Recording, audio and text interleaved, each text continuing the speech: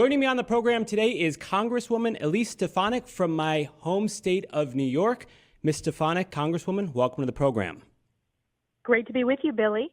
So I want to read a quote that you recently put out there about New York State, and I don't know what the hell is happening out there. I thought the politics in Arizona had problems, but your home state has a lot of problems right now. You said this is the culmination of the cult of corruption rampant in the New York Democrat Party. Governor Hochul, we know, Chinese spy. We know what happened with Governor Cuomo, allegations, corruption. And now New York City Mayor Adams, as we speak, Congresswoman, is going down. What is going on out there in the Northeast? This is a sense of entitlement that has taken over the Democrat Party today. Corruption is rampant. We've known this as New Yorkers.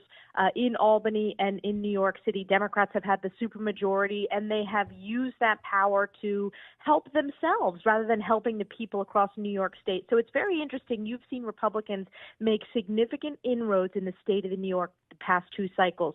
We picked up those 5 congressional seats that flipped last cycle, which is why we have the House Republican majority. We had a statewide gubernatorial candidate in Lee Zeldin who did very well, and we have President Trump who has higher favorability ratings than Kathy Hochul. And this is traditionally considered a blue state. Donald Trump did exceptionally well. He's going to do even better this cycle. But it's not just New York Democrats, Billy. Look at Joe Biden, Hunter Biden. Look at Kamala Harris, who is directly tied to the Biden administration as his vice president, who has brushed under the rug the major corruption scandals of the Biden family, specifically Hunter Biden. So this corruption issue is a problem for today's Democrat Party. And I know in Arizona, we're seeing that as well, that they're in the Democrat Party, you're seeing them thinking they're entitled to voters, shredding election integrity, and it's Republicans who are standing up for good government and for election integrity across the country. It was very interesting, the Trump campaign, Donald Trump himself out there in New York campaigning. I mean, let's be realistic. I've followed your career for a long time. You're an extremely intelligent woman. Does the Trump campaign actually believe that he could win New York State, or is this sort of just, kind of for the media blitz? Why was he campaigning in your home state?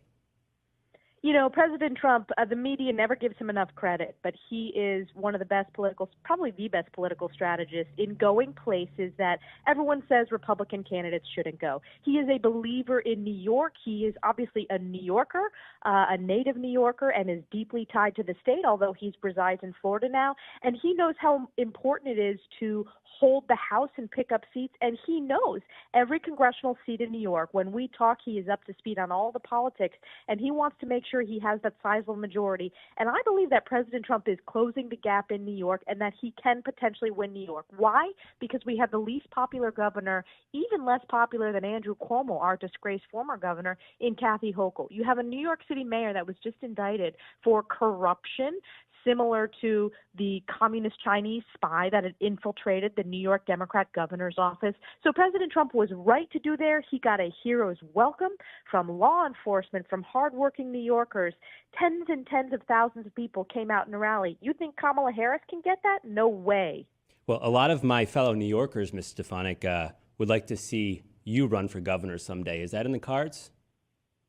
You know, I am really focused on this election is the most important one in our lifetime, and it is so important that we win states for President Trump like Arizona, like Nevada, like North Carolina, to get this done to save our country. And it's the American people that are going to save the country. Certainly in New York, I'm proud to be the longest serving New York Republican and most senior New York Republican, and we are going to go on offense and make sure that we have a good slate of candidates up and down the ballot. I love my job as the representative for New York's 21st District, and this is the first time a New York Republican has been in top leadership in nearly 100 years. So we deserve a seat at the table. We have a seat at the table, and I'm going to continue fighting, and I'm proud to be one of President Trump's strongest allies. But we need you, Arizonans. We need Arizona to vote for Trump, and I know that early voting is right around the corner, and that's going to be very important as well.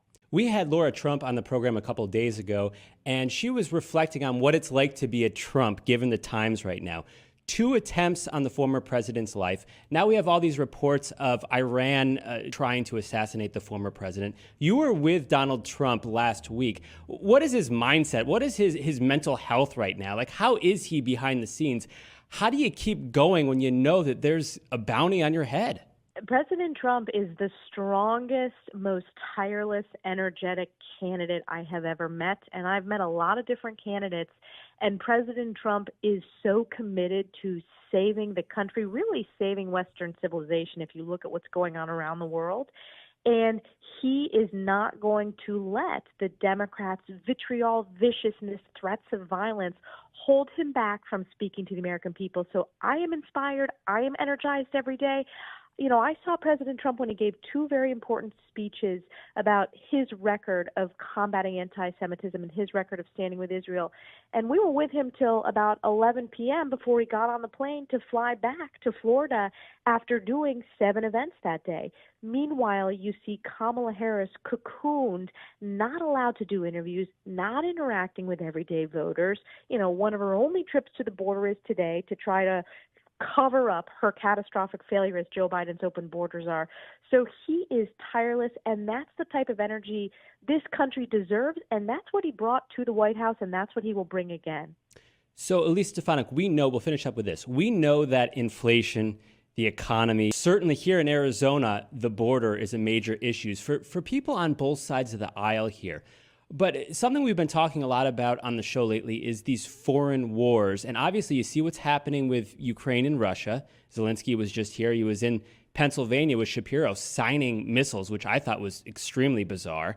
And then we see things ramping up even further in the Middle East with Gaza, Israel, Lebanon, Hamas, Hezbollah, the whole thing. It just seems like our world is on fire right now. So you have been a strong supporter of Israel, and you have really supported them all the way through this. This war is expanding. How does this thing finally come to an end? And do you believe that if we have a Trump administration, he can continue to fight for world peace?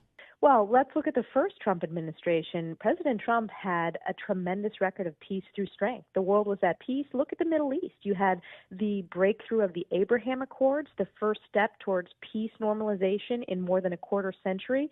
It was the first time of any modern-day president shifting to Russia, where Putin didn't invade another country. So that peace through strength was strong deterrence because they saw a strong commander-in-chief.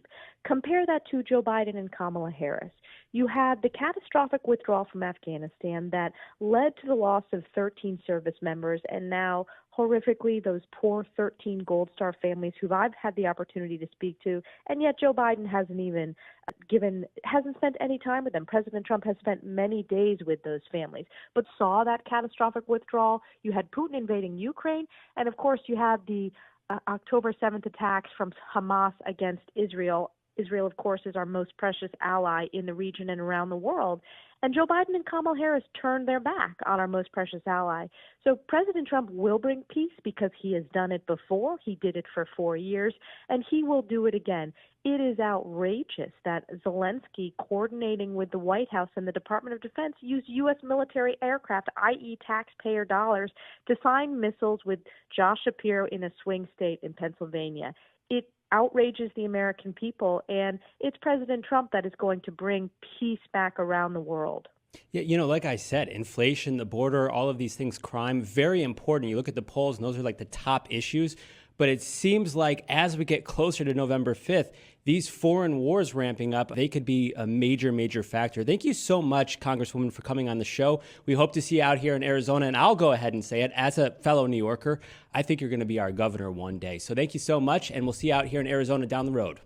Thanks, Billy. We got to focus on electing Trump, so make sure all the voters turn out in Arizona. Thank you. All righty. My name is Billy Harfosh, broadcasting from Star Worldwide Networks in beautiful Scottsdale, Arizona. There she is, one of the most popular politicians in America, Congresswoman from New York, Elise Stefanik. Please like, subscribe, and share. We'll be back with more explosive interviews. Awesome. She's so smart. Thanks, Excellent. Billy. Oh, thank you so much. Where are you from in New York? Oh, I'm a Syracuse boy. Oh my God! So you're an upstater. That's great. I could tell I liked you. I'm just an old school Labatt Blue drinking upstater. That's great. So my district, I live in Saratoga, and I was born right around the capital region. That's and right. I go Watertown. I have all the Adirondacks in my 21. district. That's right. And when we have you back on, a lot of people in Arizona don't realize we have a border up there too. And I know you've been on top of that. And there's issues up there. So we'll keep in touch down the road. Okay. Thanks, Billy. Okay. Bye now. Have a great day.